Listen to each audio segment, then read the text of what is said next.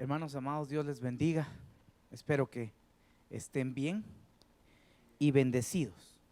Vamos a iniciar hoy este tema, al cual yo he titulado El arrebatamiento, escenario iglesia, y esta vendría a ser la parte 2 de lo que iniciamos la semana pasada.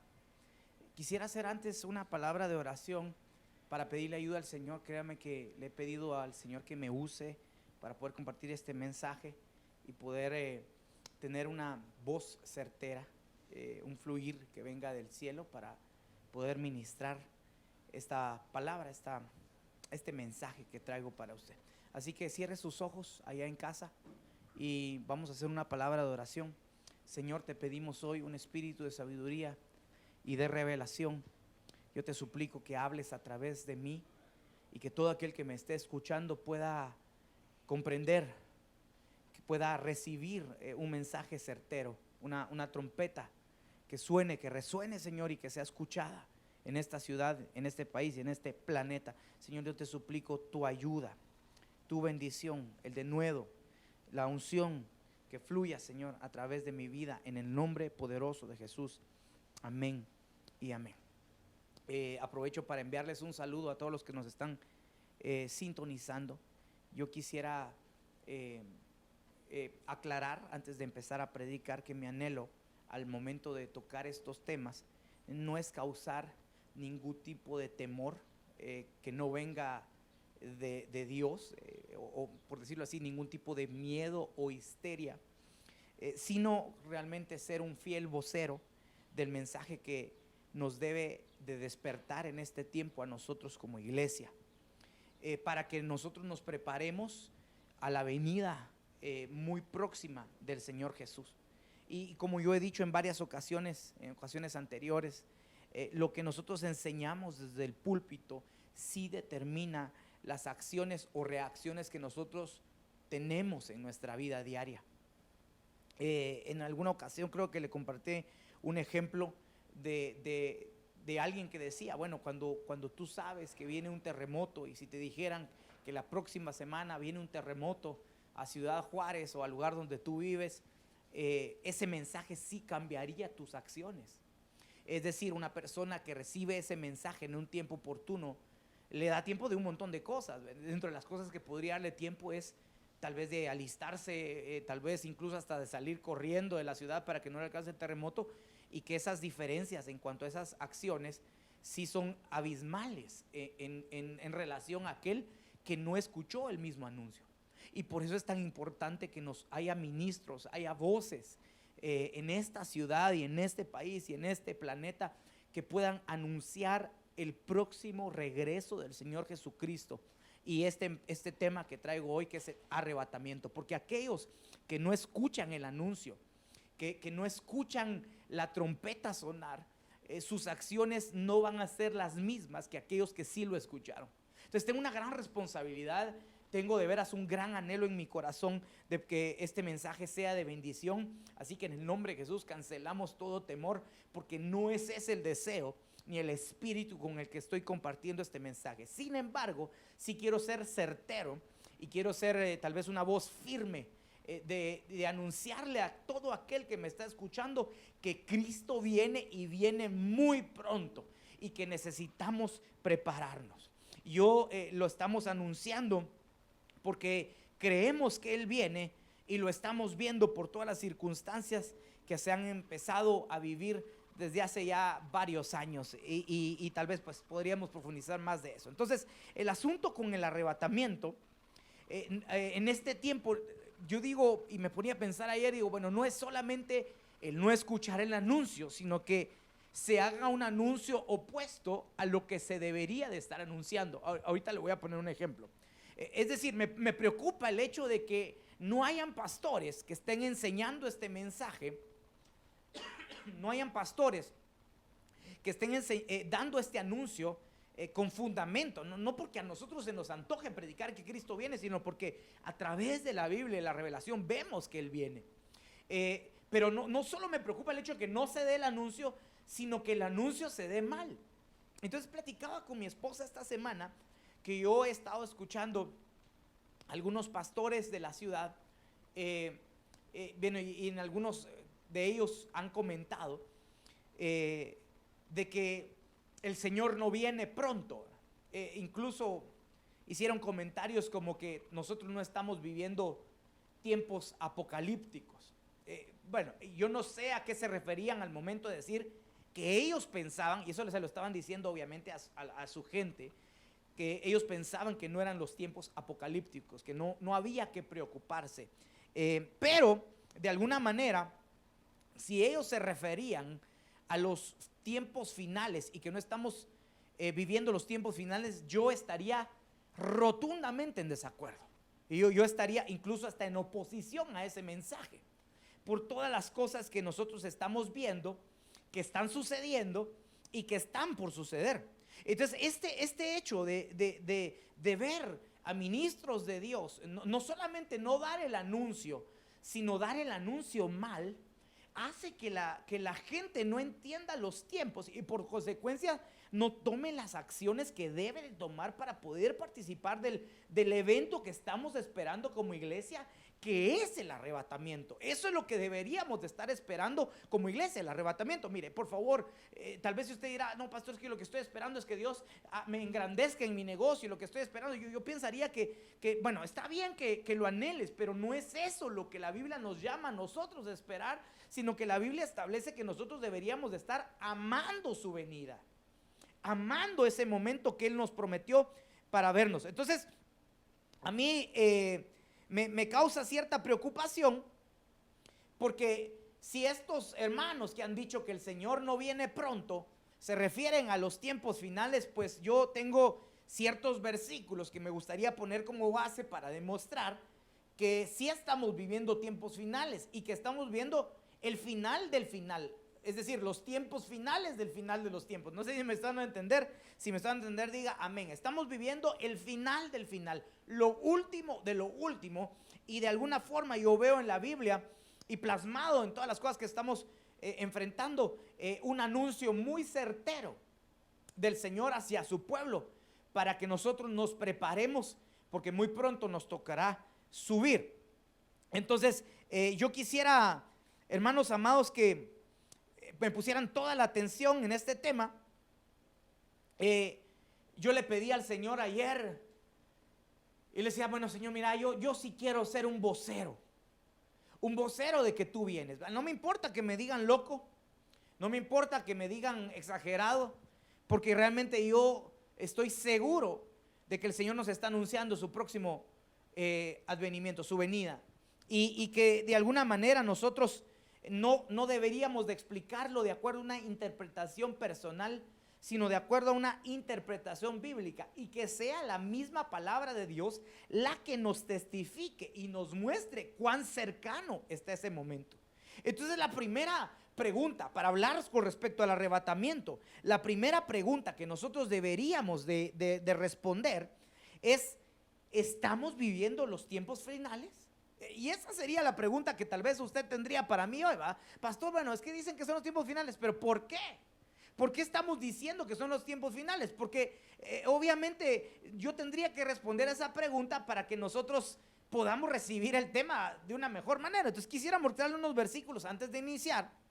En Job capítulo 19, 25, la Biblia dice: yo sé que mi Redentor vive, y en el día final se levantará sobre la tierra. Aquí esta versión me llamaba mucho la atención, porque esta es una profecía que aparece mesiánica, que aparece en el libro de Job, en este capítulo, este versículo, donde se profetiza de que del polvo, de las cenizas de la tierra, se iba a resucitar el Señor.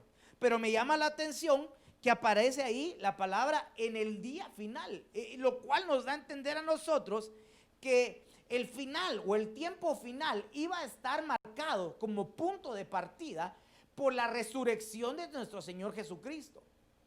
Y usted, hermanos amados, tendríamos que entender que eso todos sabemos que sucedió hace más de 2000 años. Y el Señor Jesús resucita y se cumple la profecía escrita en Job capítulo 19, 25, que habla sobre él diciendo que él se levantará de la tierra, que él iba a resucitar de los muertos en el día postrero, en el día final. Y habla de la resurrección del Señor. Pero si esto fuera poco, aunque para mí esta señal la ha recibido todo el mundo, que estaba el Señor anunciándonos el día final, el tiempo final, yo veo esta profecía en Isaías capítulo 2 y versículo 2. Tal vez me gustaría que la leyéramos juntos. En los últimos días, el monte, mire, otra vez subraya ahí, le subrayé la palabra en los últimos días. Mantenga la atención ahí. En los últimos días, el monte de la casa del Señor será confirmado como cabeza de los montes, será exaltado por encima de las alturas, y hacia él correrán todas las naciones. Mire, muchos pueblos vendrán y dirán: vengan, subamos al monte del Señor, a la casa del Dios de Jacob. Él nos guiará por sus caminos y nosotros iremos por sus sendas, porque la enseñanza saldrá de Sión. Preste atención a esto: la enseñanza saldrá de Sión y de Jerusalén saldrá la palabra del Señor. Ahora, acá hay algo interesante, porque no está hablando de un templo de Salomón, no está hablando de un templo de Esdras o de Nehemías, sino que está hablando de un templo sobre un monte llamado la casa de Dios, que se iba a establecer y que se iba a poner en lo alto para que muchas naciones, aquí quiero que preste atención a esto, no está hablando de Israel, sino muchas naciones corrieran hacia él. Y que incluso dice que de Jerusalén iba a salir la palabra y iba a salir la enseñanza desde Sión. Y usted sabe que cuando el Señor resucita, Él manda en misión a los discípulos, ahí en el libro de Hechos, para que salgan de Jerusalén llevando la palabra, el evangelio a todas las naciones de la tierra, hasta los confines de la tierra. Entonces, de alguna manera nosotros entendemos que ahora que nosotros no somos israelitas o judíos, por decirlo así, se está cumpliendo esta palabra. Y lo que estaba diciendo es que cuando se cumpliera esta palabra iban a ser los últimos días. En los últimos días las naciones, los gentiles, iban a correr hacia ese monte, hacia esa casa de Dios. Y dice que muchos iban a venir, iban a decir: vengan, subamos al monte de Dios, a la casa del Dios de Jacob, porque iba a ser una casa diferente a los templos que tenían. Pero entonces dice: Él nos va a guiar por sus caminos y nosotros iremos por sus sendas, porque la enseñanza saldrá de Sión y de Jerusalén saldrá la palabra del Señor. Entonces yo quisiera que viera esta visión de Isaías. Esta es una visión que tiene el profeta Isaías, donde él ve, te ve a ti, me ve a mí, ve a México, ve a Guatemala, ve a Estados Unidos, a muchas personas corriendo hacia el monte de Dios para encontrar la dirección, la salvación y la enseñanza que necesitan para vivir. Esto se cumplió ya y se sigue cumpliendo. Entonces quiere decir que otra vez volvemos al punto de que desde el momento que se empezó a predicar la palabra de Dios en Jerusalén, en Judea, Samaria y hasta lo último la tierra, se empezó a cumplir la profecía de los últimos días, para que vaya anotando ahí. Ahora mire este otro versículo que tengo acá en Hechos capítulo 2 versículo 16 al 18. Dice: más bien, esto es lo que dijo el profeta Joel. Dios ha dicho, ahí se lo subrayé otra vez, véalo: en los últimos días derramaré de mi espíritu sobre toda la humanidad. Mire qué tremendo. Sus jóvenes tendrán visiones y sus ancianos tendrán sueños. En estos días derramaré de mi espíritu sobre mis siervos y mis siervas, y también profetizarán. Ahora yo quiero hacer una acotación en estos versículos, porque cuando nosotros leemos el libro del profeta Isaías, no aparece la palabra últimos días. Pero lo que sí aparece cuando viene esta profecía es que dice que el Señor iba a enviar al Espíritu Santo para bautizar a toda carne antes de que viniera el día malo del Señor. Que nosotros hemos entendido que cuando se habla del día malo, está hablando de la gran tribulación, que hay 16 maneras más o menos, o aproximadamente o más en la Biblia, de llamarle a la gran tribulación dentro de la palabra del Señor. Entre ellas está el día malo, antes de que diga el día de la ira del Señor. Dice que Él iba a mandar a su Espíritu Santo. Ahora mire pues, diciendo en los postreros días. Y esto sucedió allí en el capítulo 2 y capítulo 3 del libro de los Hechos, cuando en el día del Pentecostés, la fiesta del Pentecostés, el Espíritu Santo desciende y bautiza a los apóstoles, a los discípulos del Señor Jesús. Y hermanos amados, Pedro se pone de pie y lee dice lo que estoy leyendo, que el día de los últimos tiempos se iba a marcar por el derramamiento del Espíritu Santo. Entonces, mire, los últimos tiempos empezaron a vivir desde el momento de la resurrección de nuestro Señor Jesucristo. Y de ahí en adelante, desde el momento en que empezó a haber predicación en las naciones de la tierra, y también desde el momento en que hubo un bautismo en el Espíritu Santo.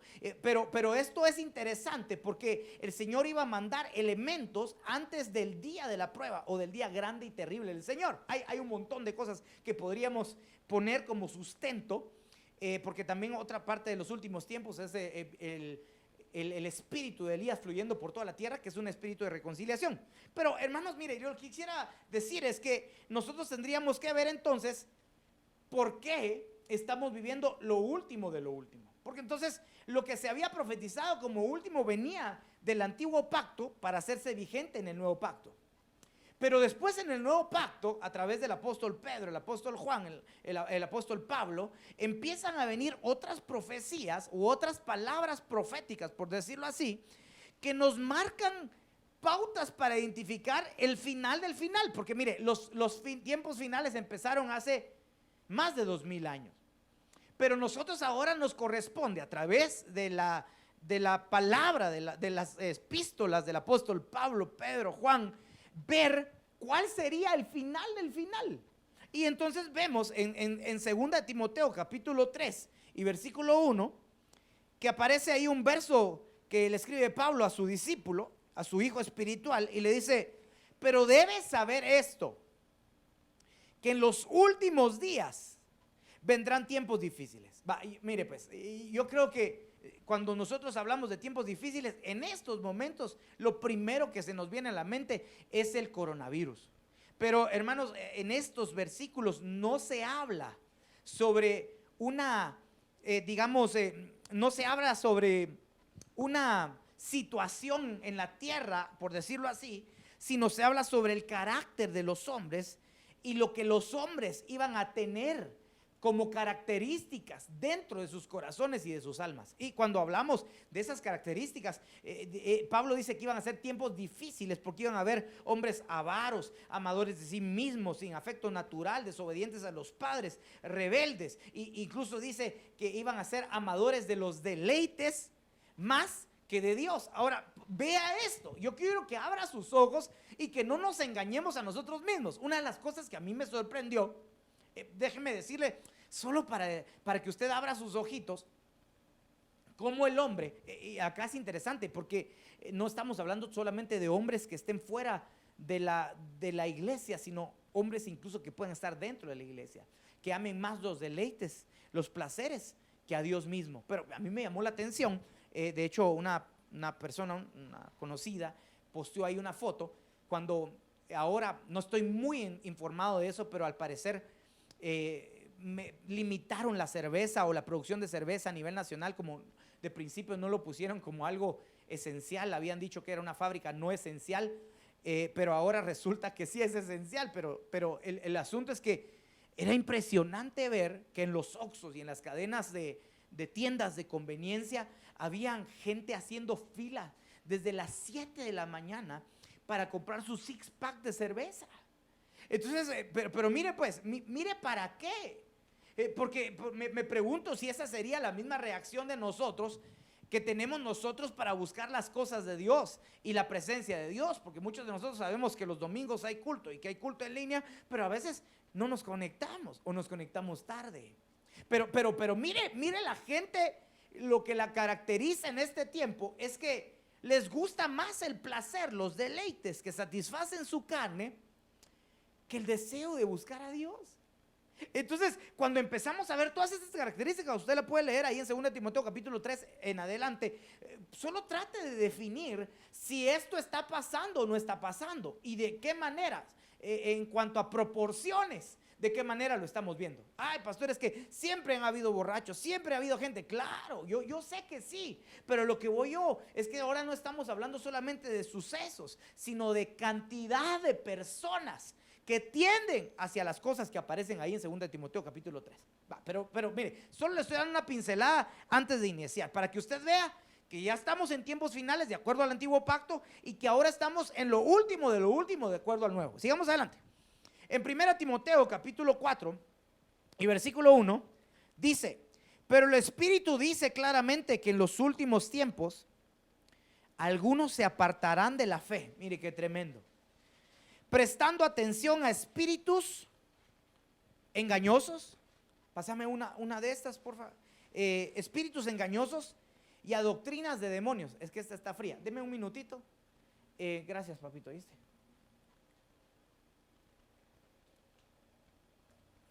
Qué rica el agua, hermano. Yo no sé cómo la gente quiere cervezas y tan deliciosa el agua natural. Bueno, pero esos son otros 20 pesos, ¿va?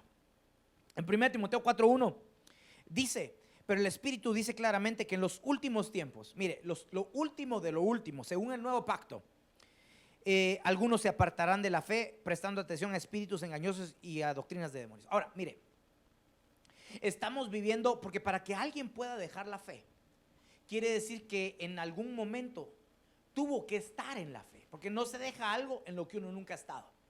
Quiero aclararlo porque nosotros estamos viviendo la era de evangelización más grande que ha habido en la historia del mundo.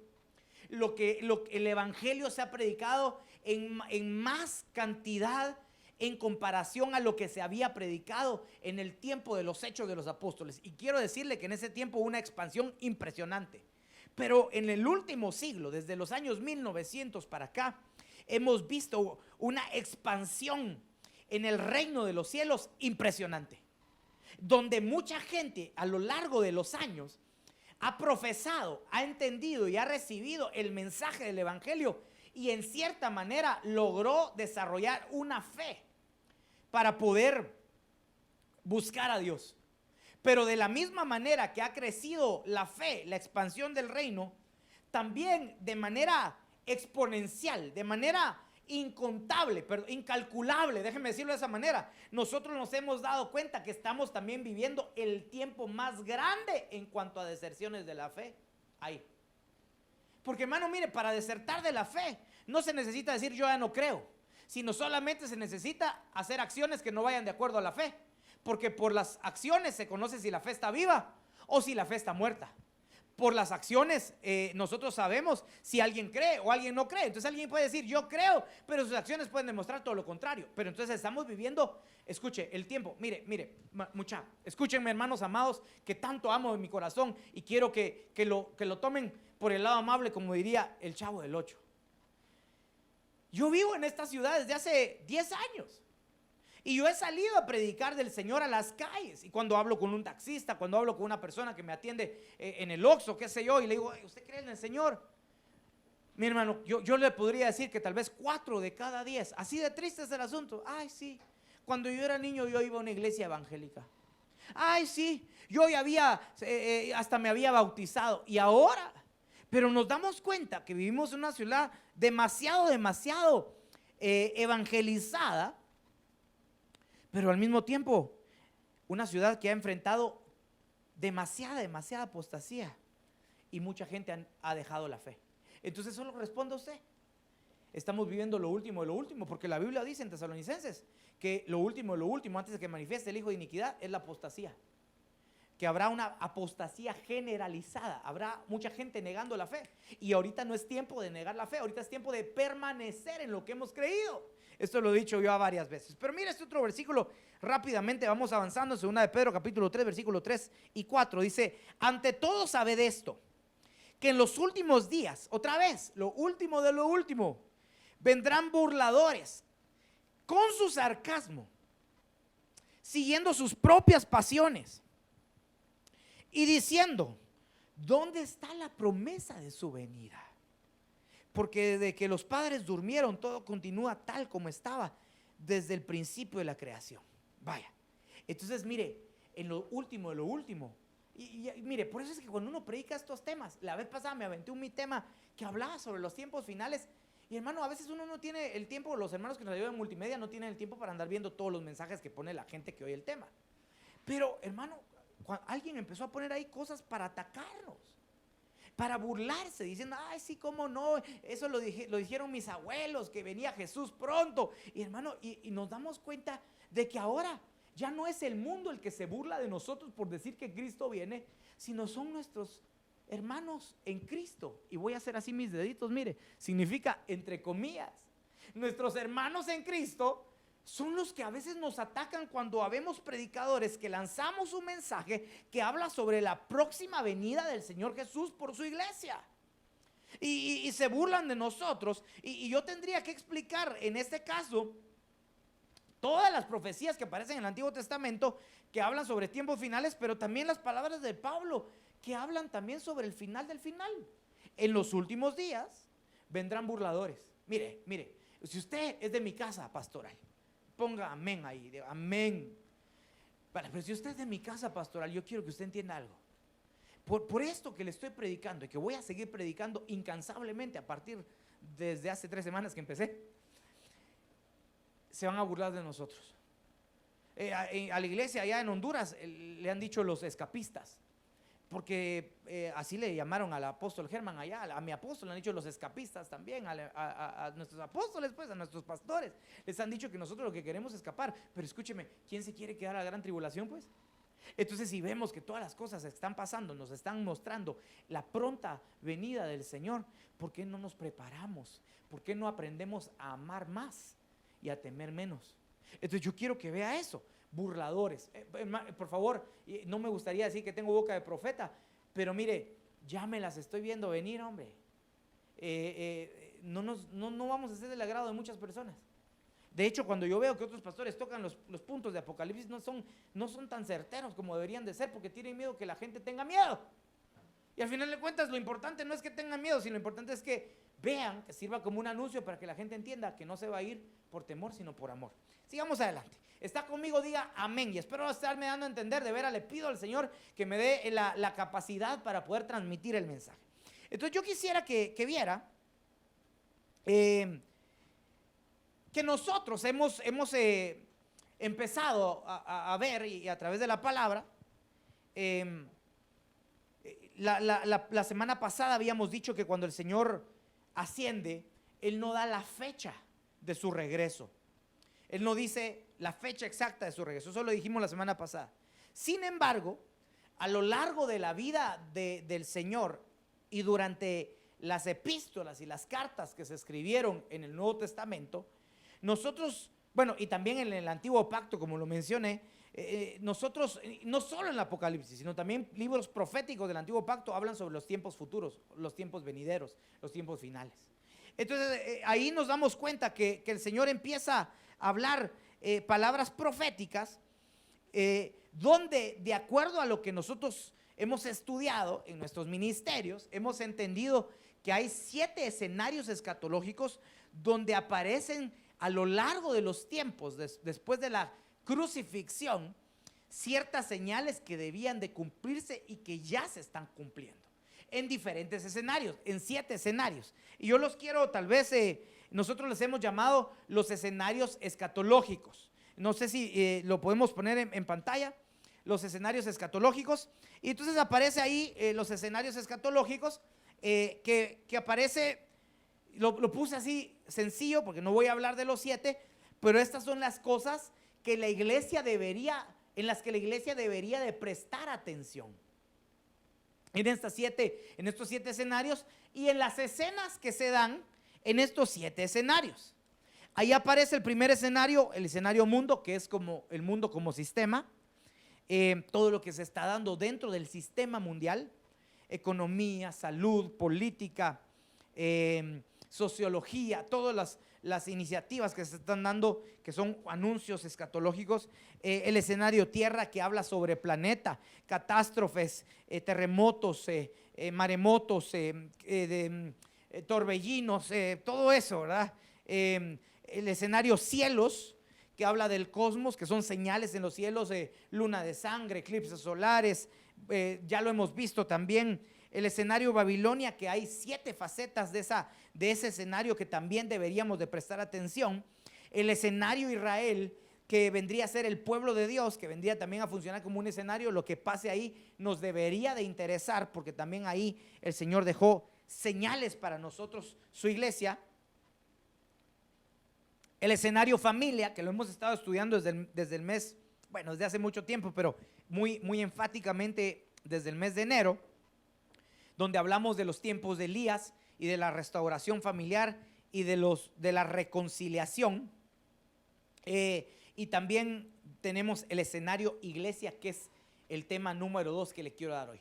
Pastor, ¿y por qué tanta introducción? Es que, hermano, mire, yo no sé si usted ha escuchado todos los mensajes que yo he predicado en las últimas semanas, y puede ser que haya alguien escuchándome en este momento que tal vez no es parte todavía de nuestra congregación, pero que me vaya a escuchar y que necesito que preste atención a lo que vamos a decir, para que vea que nosotros no estamos predicando una interpretación de hombre, un pensamiento que se me venga a la mente porque a mí se me antojó, sino que estamos predicando un mensaje que tiene fundamento bíblico, y que todo esto lo podemos estudiar, y tendríamos que hacer un montón de predicaciones, que por cierto las vamos a hacer porque necesitamos prepararnos para ese precioso y hermoso día que es la venida del Señor. Ahora, cuando hablamos de estos escenarios, no solamente hablamos de señales negativas, de señales terribles que se van a dar para que nosotros nos demos cuenta que el Señor viene, porque también dentro de algunos de estos escenarios hay señales de mucha bendición. Por ejemplo, sobre el escenario familia hay un montón de señales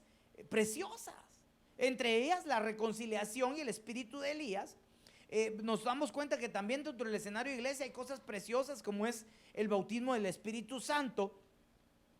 También vemos que en el escenario de la iglesia tenemos promesas proféticas, como en la Isaías 60, que la prediqué hace algunas semanas, donde tenemos la capacidad que va a tener la iglesia de brillar en medio de la oscuridad, que también es una promesa de los tiempos postreros, cuando las tinieblas cubran la tierra y densa oscuridad las naciones, pero sobre nosotros va a amanecer el Señor. Pero hay un montón de promesas o de señales bonitas. También hay señales medias feas, y la otra semana voy a dar un tema en el escenario de iglesia de una señal que yo veo que se está dando de una manera latente, pero es feíta.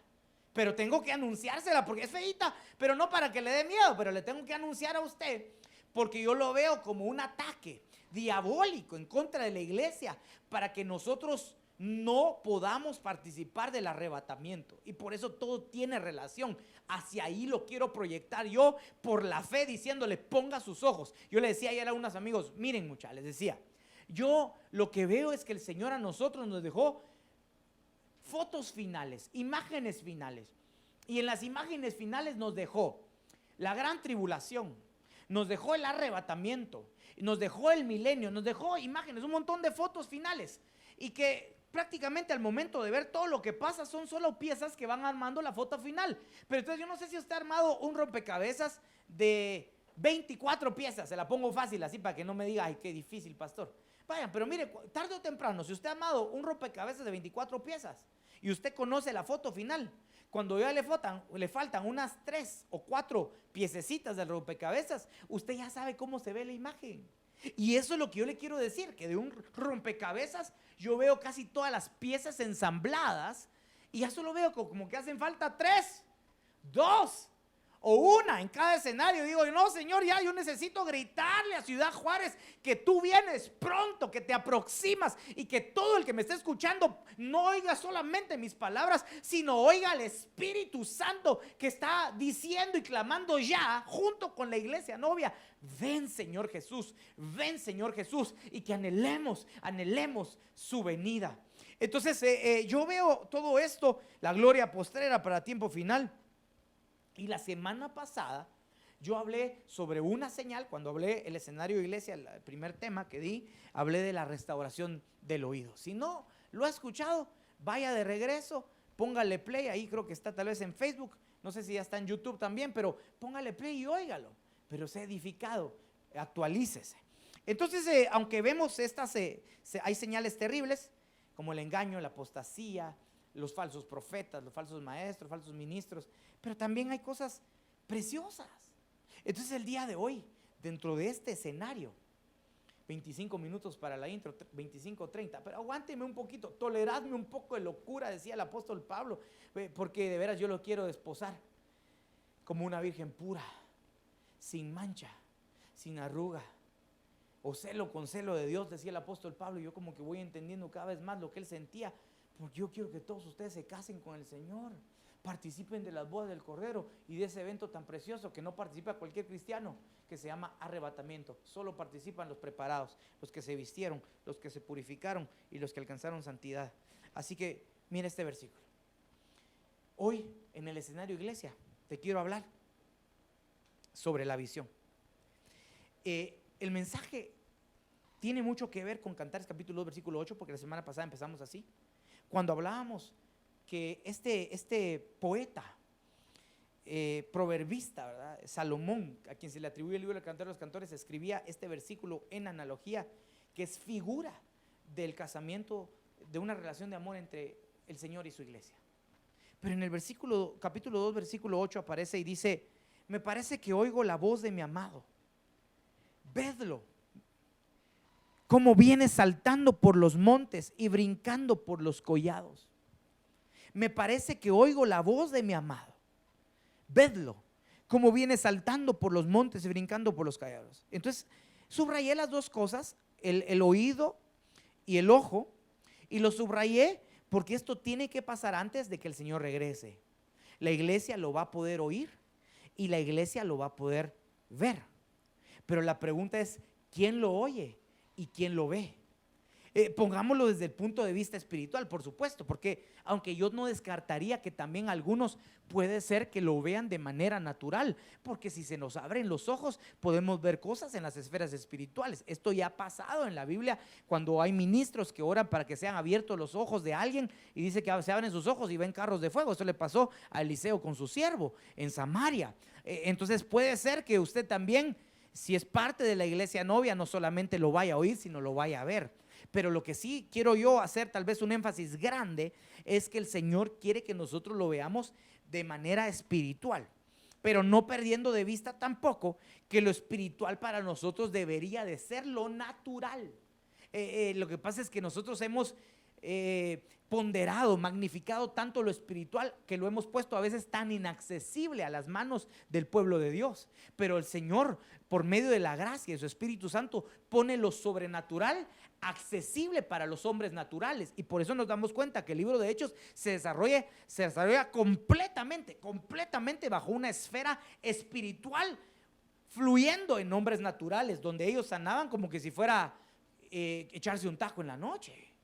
Ellos se resucitaban muertos como que si fuera ir a hacer la despensa. O sea, era algo natural. La vida espiritual llegó a ser una vida natural para ellos, sin demeritar lo poderoso y los gloriosos tiempos que se vivían. Pero esto va a suceder, así que en el nombre de Jesús, si tú anhelas las cosas espirituales, quiero decirte que son para ti, y tenés que creerle al Señor, porque su palabra lo dice. Cuando habla de una gloria postrera, habla del derramamiento del Espíritu Santo también en los tiempos finales, a partir de los tiempos de los días de los hechos de los apóstoles, pero también en estos tiempos Dios te quiere usar de maneras sorprendentes y quiere que lo sobrenatural llegue a habitar ahí, llegue a fluir por medio de tu naturaleza, de tal manera que digas: este tesoro se ha puesto en vasos de barro para que la excelencia y la gloria no sea nuestra, sino sea del Señor. ¿Alguien puede decir amén ahí en su casa? Diga amén, Señor, yo lo entiendo y yo lo creo. Hermano, estoy tratando de avanzar lo más rápido que pueda. Entonces,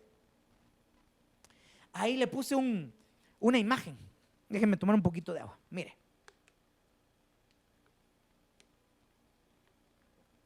la iglesia que no ve. Qué tristeza. Mire la imagen, la iglesia que no ve. Y bueno, al no ver una persona, bueno, el hecho de no ver una persona puede convertirse en algo realmente peligroso.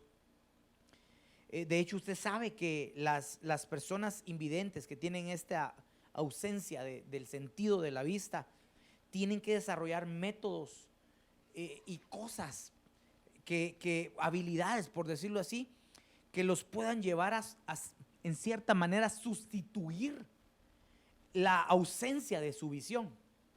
Por eso es que ellos desarrollan mucho el oído, desarrollan mucho el sentido del oído, el sentido del tacto, porque ellos lo necesitan. Es decir, necesitan algo que les ayude más o menos a sustituir lo que ven, porque si ellos no tocaran, se caerían. Si ellos no llevaran su bastón y no supieran caminar, se perderían. Si ellos no desarrollaran su oído, su tacto para leer en braille, hermanos amados, pues ellos tendrían un montón de accidentes. De hecho, ya solo por el hecho de no ver tienen riesgos. Cuando algún cieguito esté pasando en la calle, por favor, hermanos amados, pues ayudémosle, ¿va? Es importante ayudarle, porque de alguna manera nosotros sabemos que está corriendo riesgo. Entonces, algunos accidentes en la vida cotidiana, de hecho, pasan porque nosotros no vemos. Por ejemplo, alguien chocó.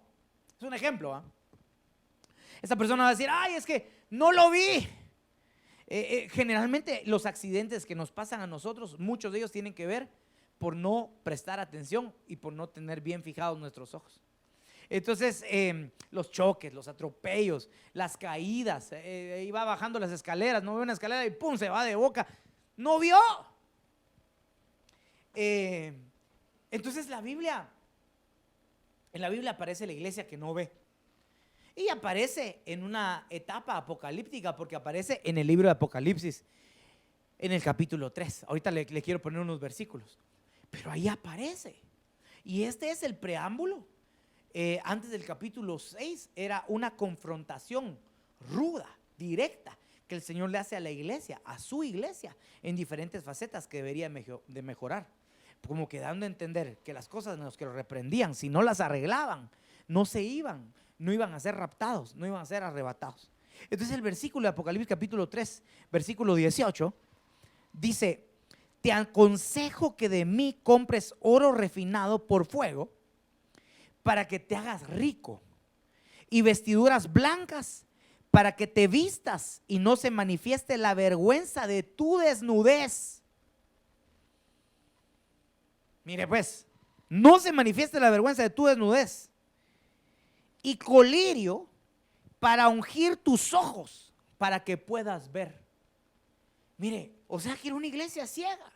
Que por cierto, la iglesia de la Odisea es una de esas 7 iglesias a la cual reprende el Señor con mucha dureza. Yo leyendo la escritura, capítulo 2, capítulo 3, me doy cuenta que a las otras le reprendió tal vez de una manera más gentil, pero usted sabe que cuando le empieza a hablar a esta iglesia, le dice: yo conozco tus obras, pero tú no eres frío ni caliente, y por cuanto tú no eres frío ni caliente, yo te vomitaré de mi boca, le dice, hermano. O sea, perdóneme, con todo respeto que usted se merece, pero son palabras duras, palabras no fáciles de digerir, de asimilar. Y le dice ahí con dureza: tú eres tibio, y por cuanto tú eres tibio, ni frío ni caliente, sino tibio, yo te voy a vomitar de mi boca. Así empieza. Pero cuando empieza a narrar este versículo, esta exhortación a la iglesia de la Odisea, él habla que lo que ellos tenían, él le dice ahí: mira, tú eres pobre, eres miserable, eres desnudo, pero lo que yo necesito es que tú compres oro, vestiduras y colirio. Y cuando dice colirio, yo quiero que lo compres porque tú estás ciego, tú no puedes ver. Entonces prácticamente cuando el Señor lo reprende, a ellos lo reprenden por su condición. Y la condición que ellos tenían es que ellos estaban ciegos. ¿Ciegos por qué? ¿Ciegos por qué, pastor? Ciegos porque ellos no podían ver su verdadera condición. Entonces yo quisiera que viera algo conmigo, porque hay gente que está ciega, pero no sabe que está ciega. Y acá yo quisiera que viéramos qué características tenía esta iglesia para que identificáramos la ceguera que vendría a ser como un obstáculo para que tú puedas ver al Señor. Entonces aparece ahí en el capítulo 3, versículo 17, aparece este versículo que le quiero leer, que dice: porque dices, mire, ahí está, eres frío, eres tibio. ¿Por qué eres tibio? Porque tú dices que eres rico, que te has enriquecido y que de nada tienes necesidad, y no sabes que eres un miserable, un digno de lástima, pobre, ciego y desnudo. Mira, ponga atención. Dices, soy rico. Dices, de nada tengo necesidad, pero no sabes. Entonces vea, esta era una iglesia que no podía ver su condición. Era una iglesia que tal vez podía ver sus posesiones, pero no su condición. Y es que, mire, cuando yo empiezo a darme cuenta de algunos aspectos de estos versículos, yo vengo a compararlo con nuestra realidad, porque de alguna manera nosotros tenemos que ver que las cosas materiales en esta tierra muchas veces ministran cierto grado de seguridad a las personas, a tal grado que nosotros nos damos cuenta que esa seguridad nos hace pensar en algún momento que nosotros no necesitamos nada de Dios. Y está probado que en los países que tienen más o más desarrollados, o las personas que son de clase media, media alta o clase alta, y que tienen más de lo suficiente, buscan menos de Dios. ¿Por qué? Porque piensan que tal vez no tienen tanta necesidad. Y no estoy hablando de que esas personas no vayan a una iglesia, sino que su necesidad es menos profunda que la necesidad que alguien tiene siendo pobre. O sea que la pobreza en algún momento es buena porque nos hace ver a Dios y nos hace reconocer a Dios en una condición de necesitados, de menesterosos, de extremadamente necesitados. Que por cierto, en el nombre de Jesús digo, Señor, yo prefiero necesitarte sin ser pobre, ¿va? Porque no es agradable no tener que comer, no es agradable no tener que vestir o no tener dónde dormir, dónde vivir. Pero acá cuando veo esta ceguera, me doy cuenta que está ligada a las posesiones de la iglesia, a lo material que tenía la iglesia. Vea que el estorbo muchas veces para ver al Señor y para tener nuestros ojos abiertos tiene relación a lo que nosotros vemos en lo material. Porque el que ve lo material no puede ver lo espiritual. Por eso la Biblia dice, poned vuestra mirada en las cosas de arriba y no en las cosas de abajo. Y esa es una exhortación que hacía el apóstol Pablo, porque es muy constante el hecho de que una persona empiece a ver lo que tiene, lo que puede adquirir, en lugar de ver realmente las cosas espirituales que lo pueden realmente bendecir. ¿Sabe qué es lo que le quiero decir yo en medio de todo esto? Porque, hermanos amados, cuando alguien pone mucho su mirada en las cosas que tienen, pierde de vista las cosas que necesita cambiar. Una iglesia que no sabe que necesita de Dios es una iglesia ciega. Ahora, la necesidad de Dios te hace hacer cosas tremendas. Por ejemplo, mire pues, yo todavía, nosotros no hemos sabido, yo creo que no se puede pues, saber quiénes son los que nos sintonizan online, quiénes son los que se unen a la alabanza para adorar con nosotros en casa, quiénes son los que escuchan la predicación. No lo sabemos, pero lo que sí puedo estar seguro es que aquel que es constante es porque dentro de sí necesita de Dios. O sea que podemos tener a alguien, espero que no sea su caso, diga cancelo, renuncio, reviro, rechazo, no, diga que no. Pero puede ser que haya algunas personas de nuestra casa que no le interese conectarse. Pero no es que no se conecten conmigo, es que no se conectan con nadie, no escuchan la palabra, prefieren hacer otra cosa en lugar de buscar a Dios. Es que a mí me gustaba cuando estábamos en la iglesia, sí, pero no se puede. ¿Y ahora qué vas a hacer? Pero entonces, de acuerdo a la necesidad que tú tienes, es la visión que tienes. Si tú tienes una buena visión, te vas a dar cuenta que eres un necesitado, un menesteroso, alguien que realmente necesita ayuda. Mire, yo no sé si usted puede decir ahí en casa, pero mire, yo se lo quiero decir desde aquí con toda honestidad, yo necesito de Dios. Y se lo he dicho en mis oraciones en estas semanas. Y ahora mientras más me va viendo mis ojitos, más me voy dando cuenta que necesito de más. Porque digo, Señor, ahora que me estoy viendo yo, Señor, todavía yo no estoy listo. Necesito de tu gracia, de tu ayuda, de tu auxilio para poder participar de ese glorioso momento del arrebatamiento. Señor, yo sé que tu iglesia te tiene que ver y yo te quiero ver. Y por eso me gusta tanto ese canto, ¿verdad? Que cantamos aquí. Abre mis ojos, oh Cristo, ¿verdad? Te quiero ver, Señor. Porque de veras, hermano, hay un anhelo en mi corazón como su pastor de ver al Señor. ¿Usted tiene esa necesidad también? Entonces, de alguna forma, si tú te estás fijando mucho en las cosas materiales, en las cosas que tienes, en tus cuentas de ahorro, en tu trabajo de afán, y eso te estorba para demostrarle a Dios que le necesitas, estás ciego. Eres parte de la iglesia de Laodicea. parte de la iglesia de Laodicea. Necesitas que te den colirio. Necesitas comprar colirio para que te abran tus ojos y te reconozcan necesitado. Y entonces las prioridades van a cambiar. Vas a buscar más las cosas del cielo que las cosas de la tierra. Por favor, no te estoy diciendo que no trabajes, que no emprendas negocios. No me malinterpretes. No, mira, amame todavía, que no, yo no quiero caerte mal, te quiero bendecir. Lo que te estoy diciendo es que si te estás fijando mucho en las cosas de este planeta, en lo que tenés, va a llegar un momento donde vas a estar como la iglesia de Laodicea, no vas a decir, es que yo no necesito nada, Dios está conmigo. Y después le digo, no, el Señor le dijo, no te equivocas, tú eres un miserable, un pobre, desnudo, ciego. Tú no ves realmente tu gran necesidad. Padre, yo te necesito. Puede decírselo ahí en su casa, diga, Señor, yo te necesito. Póngalo ahí en el Facebook también si quiere. Yo te necesito, Señor. Mire este otro versículo, Mateo 23, 25 y 26. Hay de vosotros, escribas y fariseos hipócritas, porque limpiáis el exterior del vaso y del plato, pero por dentro están llenos de robo y de desenfreno. Fariseo ciego. Mire qué tremendo. Fariseo ciego, limpia primero lo de adentro del vaso y del plato para que lo de afuera también quede limpio. Ahora qué tremendo, hermanos amados, que el ciego no limpia lo de adentro.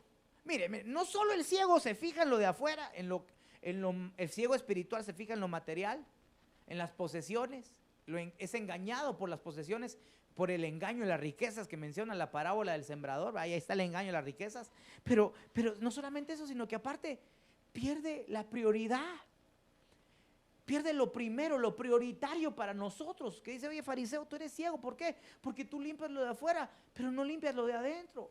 ¿Cuál sería entonces la prioridad de alguien que ve? De una iglesia que puede ver. Una iglesia que puede ver, limpia primero lo de adentro. Limpia primero su corazón, limpia primero su alma, se fija en sus problemas, se fija en sus desafíos emocionales, en sus desafíos almáticos y lo limpia con la ayuda del Señor. No es algo que se hace solo, con la ayuda del Señor, con la sangre de Cristo. Mira este otro versículo, déjeme avanzar rápido. Ahí va otra vez Mateo 23, 16. Hay de vosotros, guías ciegos, otra vez les dice a los fariseos, que decís, no es nada el que alguno jure por el templo, pero el que jura por el oro del templo contrae obligación. Insensatos y ciegos, porque ¿qué es más importante? Vuelvo a la carga, ¿qué es lo importante? ¿El oro o el templo que santificó el oro? Mire, aquí lo interesante es que, mire, el ciego, solo para que vea, porque así lo hice cuando hablé del oído, del que no oye, del sordo, pero acá lo digo, el ciego, como lo estaba mencionando, mire, el ciego ve lo natural antes que lo espiritual, o sea, sus posesiones, y es engañado. El ciego, como compartí en el versículo anterior, prácticamente no limpia lo de adentro, sino limpia lo de afuera. Pero el ciego, hermanos amados, el ciego, según lo que dice este versículo, dice que pierde de vista las cosas importantes, las cosas prioritarias. Ahí lo dice, insensatos y ciegos, porque ¿qué es más importante? ¿El oro o el templo que santificó el oro? Entonces cuando veo este versículo, yo recuerdo mucho los consejos de mi padre, el pastor Carlitos Gutiérrez, que está allá en Monterrey, MTY. Él, cuando yo estaba en la escuela, él me decía, porque yo tenía una visión, una perspectiva diferente a lo que era el estudio. Ahora me ha cambiado. Yo no sé si uno necesita tanto de los papás para darse cuenta de la realidad de muchas cosas en la vida, porque uno de joven, de adolescente, de niño siempre ve diferente que los papás, ¿va? Ellos dicen, no salgas porque es peligroso, y uno dice, no, hombre, esto es lo que quieren, es que quitarme la emoción de salir con mis amigos. O sea, uno siempre ve diferente, pero entonces nuestros padres ayudan para irnos abriendo los ojos. Pero entonces yo recuerdo que yo estaba estudiando y yo me esforzaba un montón por aprobar los exámenes. De hecho, yo en toda mi vida De veras, no quiero que diga Guana, el pastor José Carlos, San José Carlos de la caridad. No quiero que piense que soy un santo, ¿va? Pero era tremendo y me lamento de eso. Pero era buen estudiante, o sea, tremendo buen estudiante. Esa combinación no es muy común, pero pues sí, resultaba conmigo, o sea, le daba buenas calificaciones. Entonces yo llegaba muy emocionado y decía, no, es que saqué 9, saqué 8. Y realmente mi papá me decía, mira, recordate, nunca dejé una reprobada, nunca dejé nada para segundas o nunca reprobé año. No batallaba en eso, pues. Y yo llegaba todo emocionado, mostrarle las calificaciones y me decía mi papá, mira, recordate que lo más importante no es aprobar un examen, lo más importante es aprender para la vida. Mire, tanto me lo decía que hasta la fecha lo recuerdo. Pero ¿qué era lo que estaba haciendo mi padre? Me estaba cambiando la visión, la perspectiva que yo tenía de algo. ¿Y cómo se hace eso? A través de la vista. La vista espiritual nos ayuda a discernir, a identificar qué es lo que realmente es importante para Dios. Sí, ahí lo vemos en la Biblia. Algunos diezman, algunos ofrendan, pero no se dan cuenta que lo importante, lo primero es que estén en paz con la gente. Algunos tal vez vienen a la iglesia, pero no se dan cuenta que lo más importante es la búsqueda de Dios y no solo venir a la iglesia. Y la búsqueda de Dios es en tu casa y en todo lugar. Bueno, y podemos hablar de las cosas primarias. Hay un mensaje, podemos hablar de las cosas primeramente, buscar primeramente el reino de Dios, ¿va? O haz esto primero sin olvidar lo otro. Hay un montón de cosas que nosotros deberíamos de entender de esto. Pero mire, cuando alguien está ciego no puede ver prioridades, no puede ver las cosas que realmente son importantes. Mi papá me decía, mira, lo más importante no es que pases, lo más importante es que aprendas para la vida. Estudiar para la vida, no estudies para un examen. Miren, lo tengo tan en mi mente que lo recuerdo todavía. Entonces, muchas veces estás haciendo algo bueno, entre comillas, pero sin ver la verdadera importancia de lo que uno hace. Entonces, ¿es bueno venir a la iglesia? Sí, es bueno. Pero lo más importante no es venir al templo, lo más importante sería buscar a Dios, como te lo dije hace unos minutos. Entonces, el ciego no presta atención a las cosas que son realmente importantes. Ahora, mire, antes de pasar a dos cosas que quiero decirle en estos últimos 15 minutos. Espero estarme dando a entender, porque va a haber como parte del escenario, antes de irnos, nos van a poner colirio en nuestros ojos. Nos van a poner colirio en nuestros ojos. A todo aquel que quiera, el Señor tiene colirio listo para dártelo a ti, para que veas. Esa es la señal que nos va a marcar para irnos en el rapto. Esta es parte del escenario, iglesia. Una iglesia que oye a su amado venir su voz desde lejos, y una iglesia que lo ve venir saltando por los montes. Entonces te van a poner colirio. Esto es parte del escenario en el tiempo final. Te vas a asombrar. Te vas a asombrar de las cosas que vas a escuchar. Te vas a asombrar de las cosas que vas a ver. Tienes que creerlo. Te lo estoy predicando con fe. No te traigo un mensaje mío de hombre, te traigo un mensaje que viene del cielo. Pero hay gente que está ciega y no se ha dado cuenta que está ciega. De hecho, cuando hablamos de la iglesia de la Odisea, nos damos cuenta de una iglesia que está ciega sin darse cuenta que está ciega. Por ejemplo, cuando alguien llega a la escuela, hermano, muchas veces los niños no saben que no ven. Hasta que ellos piensan que es normal ver borroso. Porque nadie siente lo que ellos sienten. Entonces dicen, no, es normal, de plano que tengo que hacer así para ver, para leer el pizarrón. Pero hermano, hay gente que está ciega y no lo sabe. Pero viene el Señor y nos confronta con este verso de la Odisea, con la iglesia ciega, la iglesia que no ve. Y te dices que mira, te estás fijando mucho en las cosas materiales. Mira, yo quiero que lo veas. Estás viendo mucho lo de afuera y no limpias lo de adentro. Mira, date cuenta que no puedes ver las prioridades de la vida, las cosas que realmente son importantes para mí, porque estás ciego. Date cuenta, iglesia, que el Señor es un Dios de oportunidad y nos está hablando a tiempo. Entonces acá, alguien me puede decir, bueno, pastor, sí, ya me cansó, ahora sí, dígame pues, ¿qué tengo que hacer? Y aquí te pongo un versículo. En Mateo capítulo 9, versículo 27, dice la palabra del Señor. Al irse Jesús de allí, dos ciegos le salieron al encuentro gritando y diciendo: Hijo de David, ten misericordia de mí.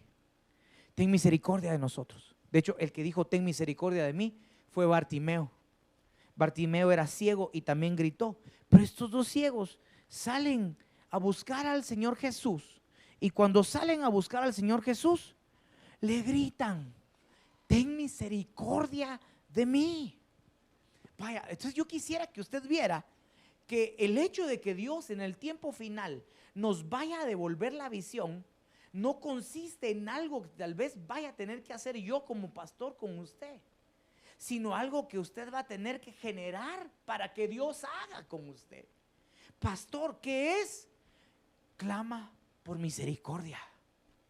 Clama por misericordia. Clama por misericordia. El día de hoy nuestra oración debería de ser: Señor, reconozco que estoy ciego.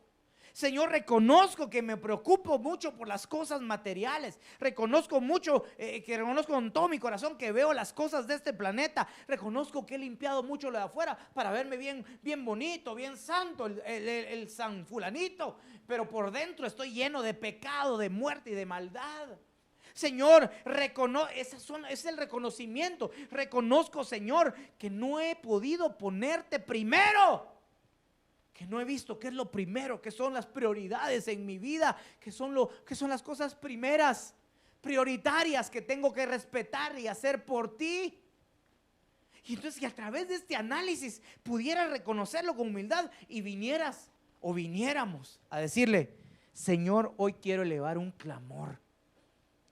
Y el clamor que quiero decirte es: ten misericordia de mí. Ten misericordia de mí. No es normal que no veas. El Señor te diseñó. Si te diseñó para ser su novia, te quiere viendo y te quiere oyendo. Y muchas cosas más que vamos a seguir predicando. Pero te quiere, en el tiempo final, Dios va a devolverle a su iglesia el oído y Dios le va a devolver la visión. ¿Tú estarías dispuesto a clamar? ¿Estarías dispuesto a clamarle al Señor? Es que, hermano, hace más de 100 años empezó la cuenta regresiva. Los sellos se abrieron. ¿No lo ves? Los sellos ya se abrieron. ¿No lo ves? El Señor viene pronto. Y ahora lo que queda es: abre mis ojos. Es que, hermano, yo te aseguro que si tú vieras las cosas, tú tomarías acciones. La única razón por la cual yo veo como pastor que hay algunos hermanos que no se están preparando y buscando a Dios como se debería de buscar es por dos cosas: o porque no oyen el mensaje o no ven las señales. Y no es que no oigan la predicación, porque puede ser que tú estés oyendo mi predicación, pero no estés oyendo el mensaje de la predicación que es dado por el Espíritu de Dios.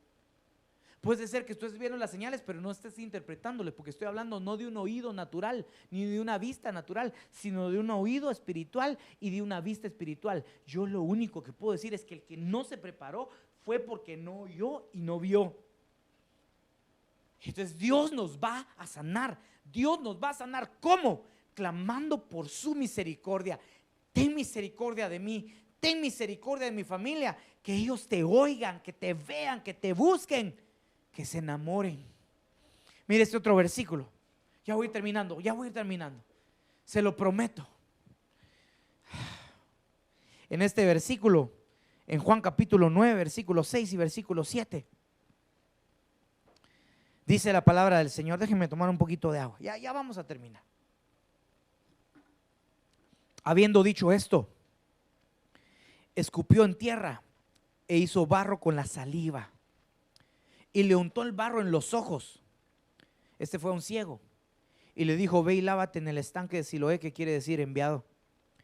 Él fue pues y se lavó y regresó viendo. Mire qué lindo. Él regresó viendo. Ahora, ahí empezó la historia diciéndole: al Señor, ¿quién pecó? ¿Este o sus padres? Y el Señor dijo: no, mira, ni este ni sus padres, sino eso es para que la gloria de Dios se manifieste, para que el Señor sea glorificado.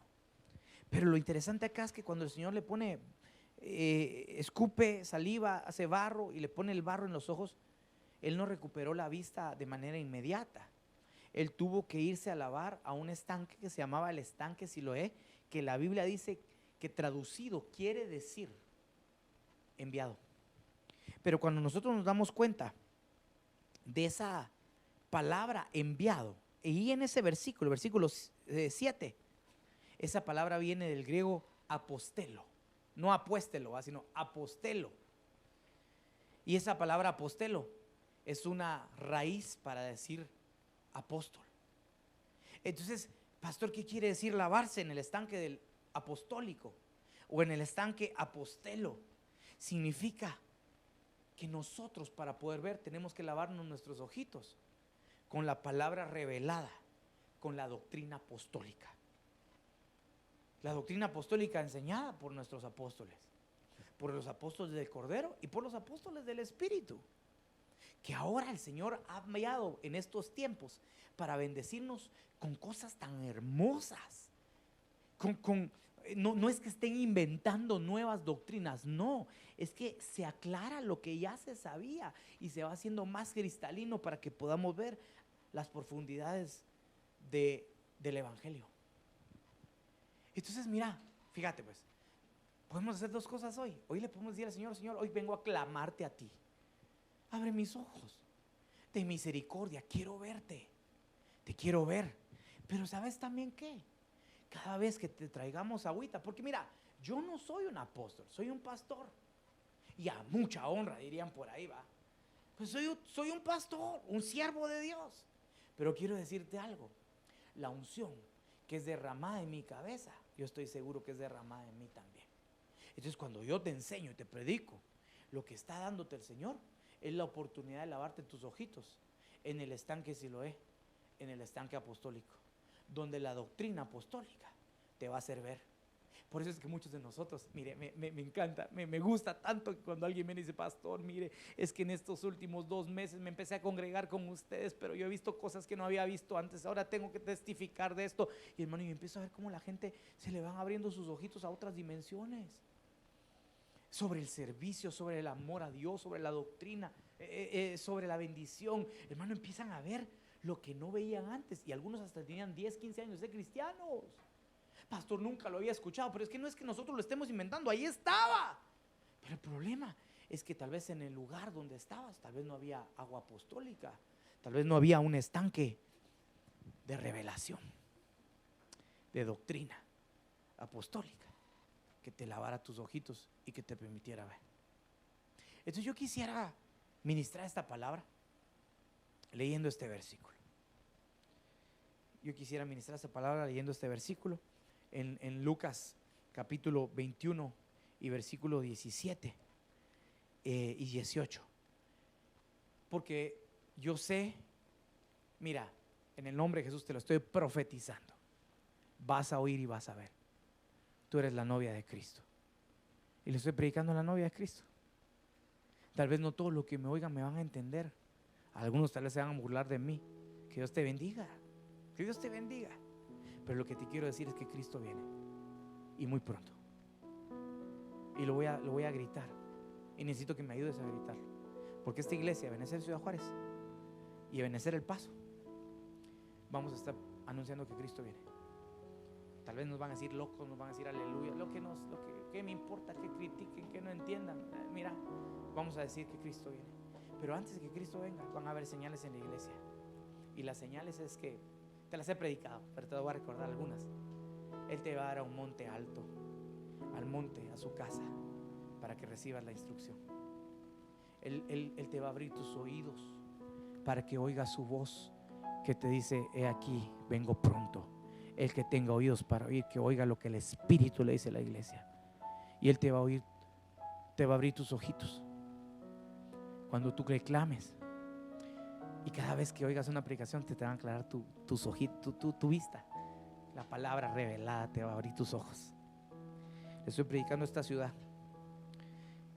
para que en el nombre de Jesús mi voz y la voz del Espíritu trascienda. Señor, lleva este mensaje a miles, a millones. Yo te lo suplico, que sepan que tú vienes, que abran sus ojos y que esta palabra sea para abrir sus ojos y sus oídos, para que los lleves a un monte alto a esperarte. En Levítico 21, 17 y 18 dice: habla a Aarón y dile: ningún hombre de tu descendencia por todas sus generaciones que tenga algún defecto se acercará para ofrecer sacrificio a Dios. Mira qué tremendo, hermano, porque ninguno que tenga defecto se acercará a Él. Wow, mira las barreras que habían para que tú y yo nos acercáramos. Ni ciego, ni cojo, ni uno que tenga el rostro desfigurado o extremidad deformada. Pero mira, ve la palabra ahí: ni ciego, ni ciego. Ahora, préstame atención. Mira, ni ciego, ni ciego.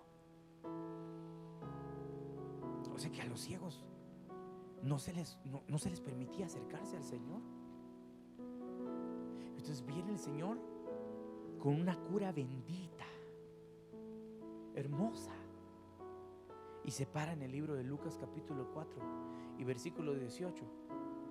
Y entre los 6 enunciados que Él hace, uno de ellos dice: porque yo he venido a darle vista a los ciegos.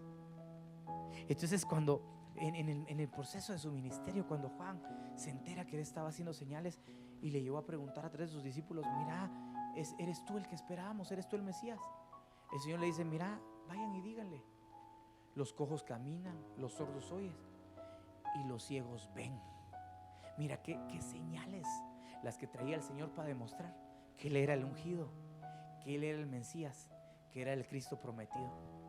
Entonces ahora, a través del milagro de sanidad en nuestros ojos y en nuestros oídos, se testifica la realidad de Dios.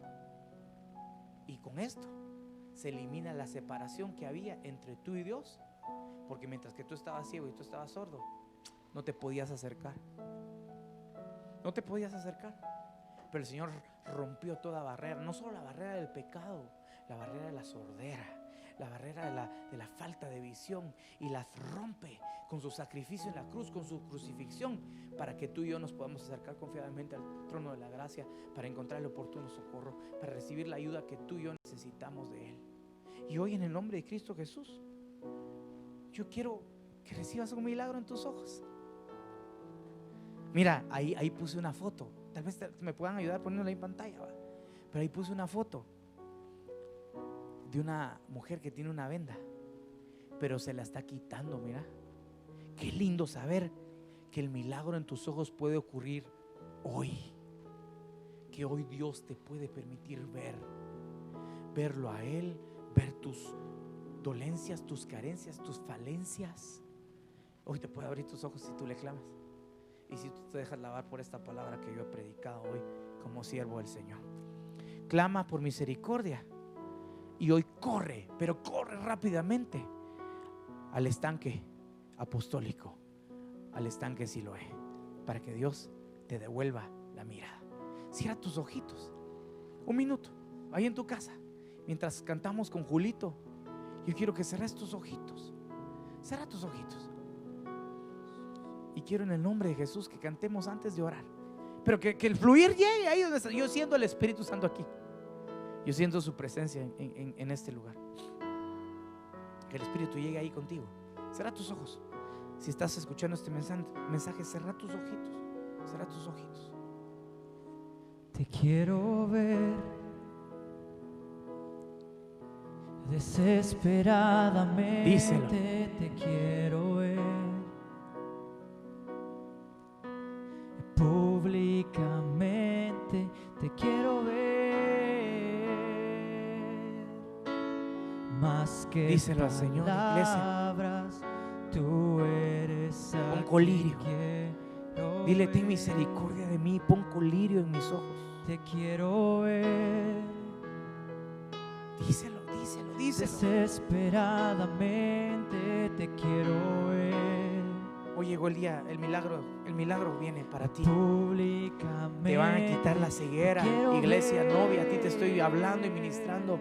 Nos van a quitar la ceguera. Palabras, solo cierra tus ojos, no te distraigas, no te distraigas. Te quiero ver. Te quiero ver.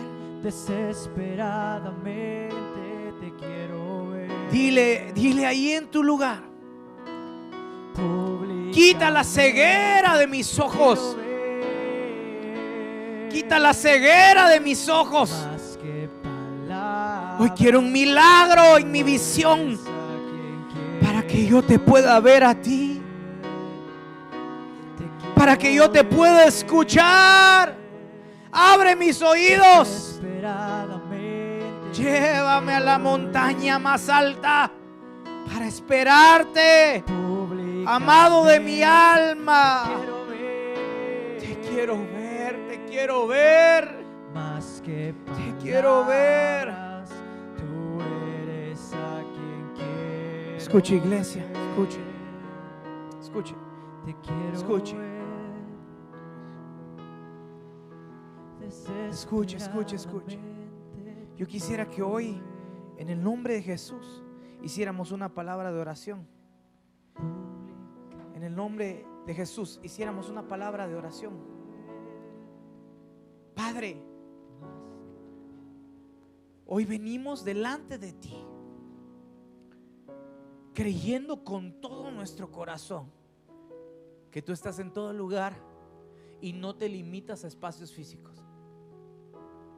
Yo sé que obras en esta casa, pero yo sé que puedes visitar a cada uno porque tú eres omnisciente y omnipresente. Y hoy yo sé que conoces quién está hoy suplicando ahí en su hogar que sean abiertos sus ojos. Y yo te suplico que respondas al clamor. Que por favor, Señor, suceda el milagro como lo hiciste con Bartimeo, como lo hiciste con aquellos dos ciegos que gritaban desesperadamente: Señor, devuélvenos la vista. Jesús, hijo de David, ten misericordia de nosotros. Ten misericordia de mí, Señor. Mira al que está clamando, al que está pidiendo. Hazlo parte de tu iglesia novia. Que te puedan ver, que te puedan oír. Señor, en el nombre de Cristo Jesús, hoy vengo rociando el agua de la palabra, del estanque en el cual yo he bebido, del estanque de doctrina apostólica. Y hoy vengo rociándola sobre los ojos de todo aquel que nos está escuchando en este mensaje y todo aquel que tiene hambre de palabra, para que sepan que aquí hay un estanque que fluye para bendición de sus vidas. Hoy los estoy llamando para que se laven en el estanque de Siloé. Y por la fe sé que tú me estás escuchando, ovejita del Señor, hijo de Dios, de la ciudad de Juárez, de la ciudad del Paso, Texas. A ti te estoy hablando. Clama al Señor por tu visión y pídele al Señor el agua del estanque de Siloé, en el nombre poderoso de Cristo Jesús, para que podamos decir: me parece que oigo la voz de mi amado. Vengan, véanlo como viene saltando por los montes y brincando por los collados. Hoy yo sello esta palabra en el nombre poderoso de Cristo Jesús. Con todo mi corazón te bendigo. Y hoy cantamos al Señor y decimos: Señor, te quiero ver. Díselo, dile: Señor, te quiero ver. Te quiero ver. Te quiero ver. Te quiero ver. Desesperadamente te quiero ver. Te quiero ver. Públicamente te quiero ver. Más que palabras, tú eres a quien quiero ver. Te quiero ver. Te quiero ver. Desesperadamente te quiero ver. Públicamente Señor, te queremos ver. te quiero ver. Te queremos ver, Señor, en el nombre de Jesús. Más que palabras, tú eres a quien quiero ver. Padre, te damos gracias. Bueno, hermanos, de veras yo siento la presencia del Señor. Espero que tú en tu casa estés también conectado con Él. Recibe la palabra, recibe el agua de la palabra. Hoy quitamos toda sordera y toda ceguera En el nombre de Jesús, ponemos manos sobre ti. El otro domingo no te pierdas el mensaje. Voy a hablar sobre un tema escatológico otra vez. Algo que yo veo ya en el escenario iglesia, pero tal vez también de manera transversal con el escenario iglesia, y que me preocupa. Sin embargo, sé que predicando la palabra y la verdad se va a marchitar el error. Así que hoy te quiero bendecir, te mando un abrazo fuerte y te bendigo en el nombre del Señor. Le pido a Dios que no te suelte. La recta final la vamos a correr juntos, y si le quieres ver, le vas a ver. El Señor te va a dar y te va a conseguir los anhelos de tu corazón. Te bendigo en el nombre de Jesús. Nos vemos mañana en el discipulado de discipuladores, el martes discipulado general por Facebook, y estamos pendientes para el culto, el discipulado familiar. Así que les bendigo y Dios les guarde, iglesia amada. Amén y amén.